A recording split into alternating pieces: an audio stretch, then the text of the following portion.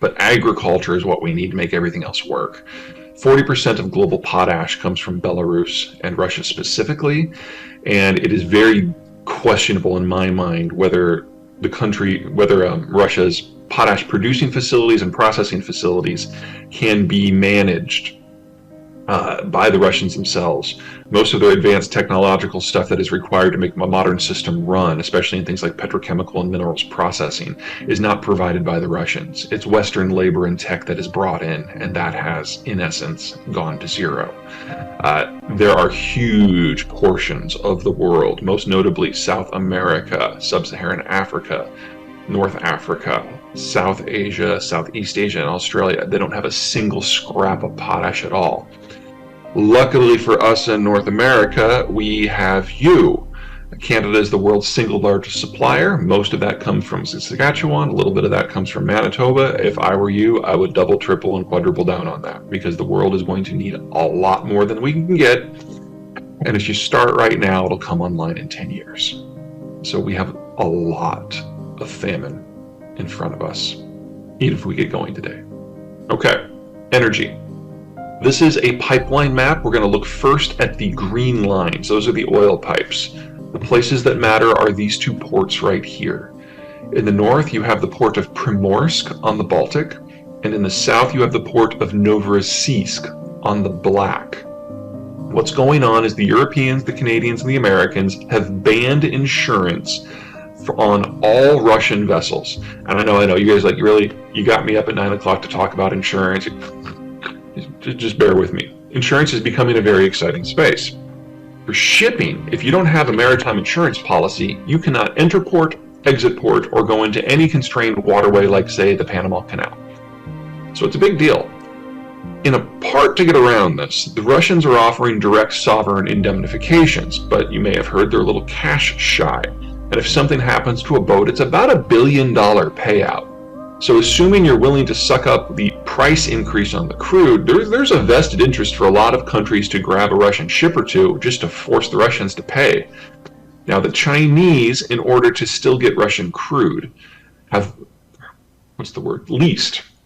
leased a half a dozen supertankers and have lashed them together in a raft in the North Atlantic off the coast of Portugal. And they're using shuttle tankers to access these two ports. They're relatively shallow, so you can't get a super tanker in there. And shuttling those tankers out to Portugal and doing sea-to-sea transfers. Now there's no end of ways that this can go horribly wrong and trigger an insurance event. You can have a sea-to-sea accident because it's dangerous. You could have a country like Latvia just decide to snab one of them as they're going by. All of this would stop stuff from loading at the port.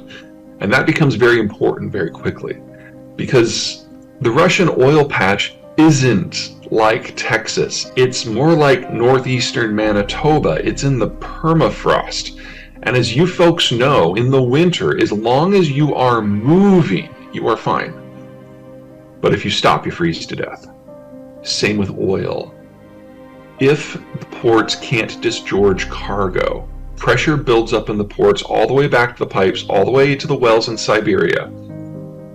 And then the oil freezes in the pipes as it goes through the permafrost.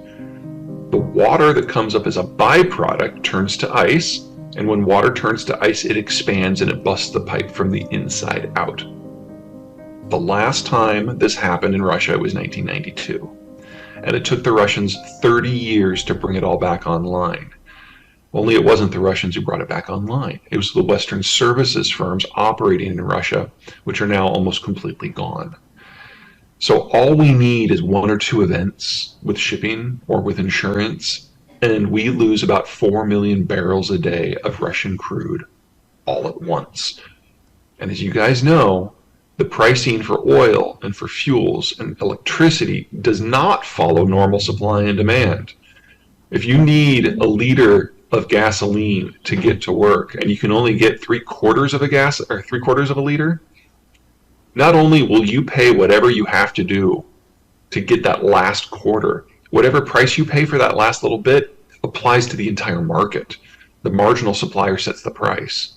So if we lose 4% of global crude because of the Russians, we can easily have crude hit $180 a barrel.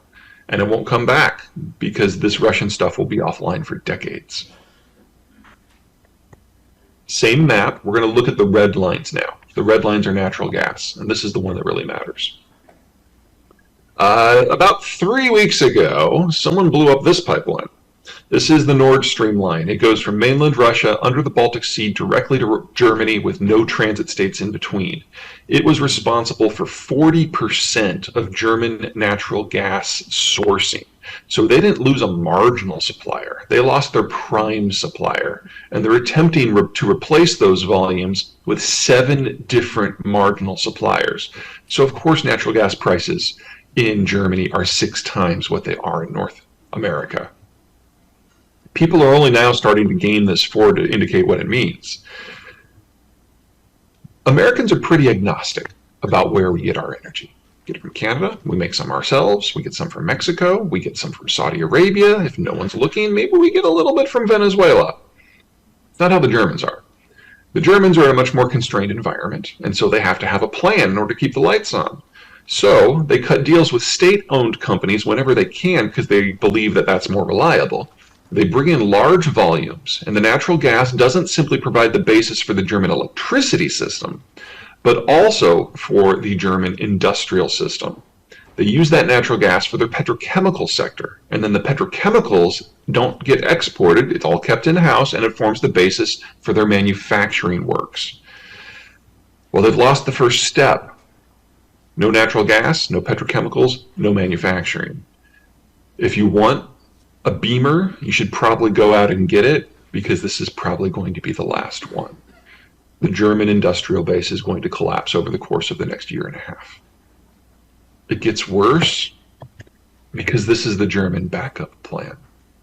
Pipelines that transit the conflict zone in an artillery war.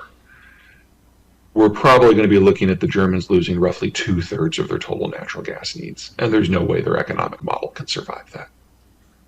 Let's talk about energy a little bit more broadly. This is total investment from all state and all private into all oil and all natural gas globally.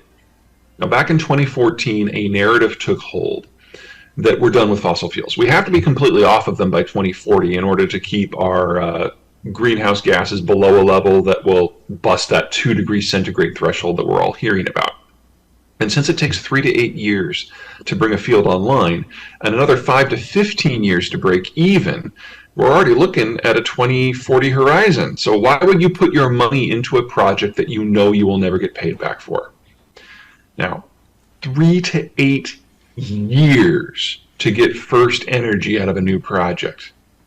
Keep that in your head, because it means that if we double investment today, we should not